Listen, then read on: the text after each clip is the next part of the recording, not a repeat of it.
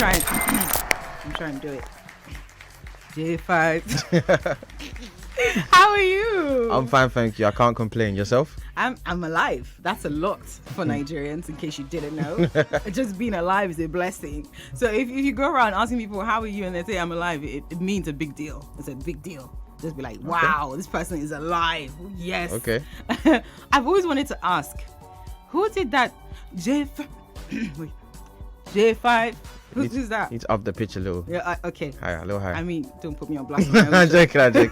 Like, it was my little brother who's part of a group NSG. Yeah, I was gonna talk about that. I had no idea.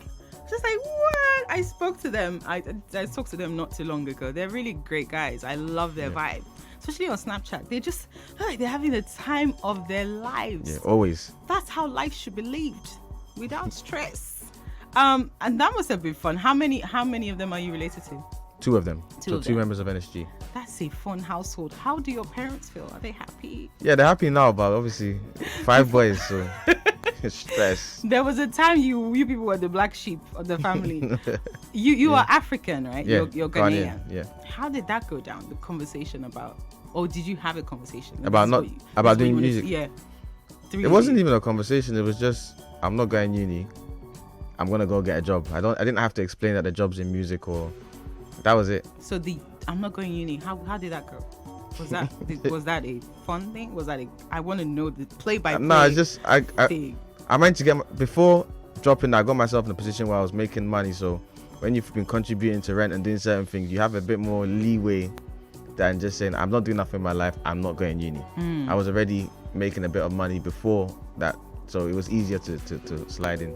And I feel like African parents are just hypocrites in that regard. Yeah. Like, as long as there's money, they don't really care what they're like. Shh, don't tell me. It's fine. Is there any time you messed up as a child? What is the biggest punishment that you've been given in your life?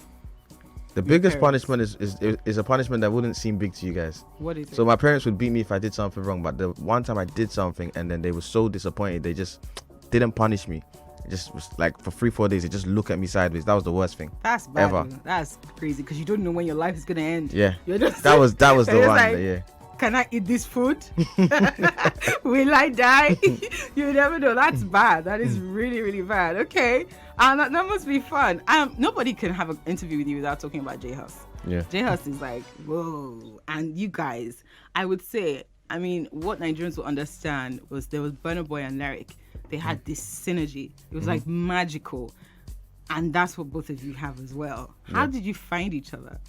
I met Jae5 through, it's almost like youth work. When I was doing some stuff where I was teaching kids who are getting in trouble or kids who have got out of prison, music production. So I met him then. He just wanted to rap. He came for 3-4 days and decided, this is about producing, and he left. He disappeared. Never saw him for 2-3 years. And then his close friends who are DJs, he's DJs now, they were friends of mine as well. So when he got out of prison, they were adamant getting with this guy. I didn't know who he was. I turned it down like 5-6 times until they started pressuring me. And then when I did it, I was like, I remember you from the course, and it kind of just clicked. I need to ask you, how did you get Rema Skepta on a song? That's a very interesting combination. Just first of all, did you pick both of them? Yes. So it started obviously with Rema. So got Rema to do some vocals. He was in London for 2-3 days, so I got him in the studio, vibes in with Rema. And Rema, I like Rema. He's very down to collaborate. He's very down for suggestions. So when he wrote the chorus, I actually asked him, you don't need to do no more. Let's try and get a feature. So while I was in the studio, we called Dave down. So Dave actually came to the studio, and Dave actually was the first artist on the song. But when it came to trying to get things sorted and released, he was in album mode and it was a bit slow. So I hit up Rema and I was like, the only other person I hear doing this song is Skepta. Please, can I? And he was like, bro, please send it to Skepta. Played it to Skepta instantly. He started writing, and when he did it, I was like, thank you. Like, he nailed, like, he got it. It's a very special song, and I think Rema is a special person. Yeah, because very.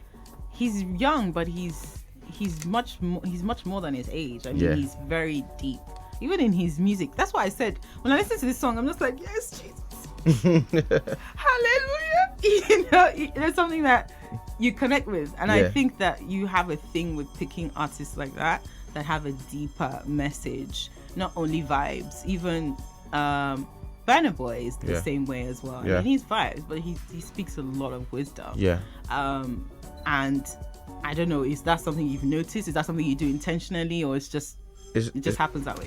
It's important to me. People are going through things. People have to relate. I know, obviously, you want to make happy music, but you have to also be able to talk to the masses. Yeah. A lot of people are going through poverty and hungry. Like, I can't every day happy. That's not, do you know what I mean? So I like artists that can be happy, but also they can talk about stuff that's going on. That's important to me.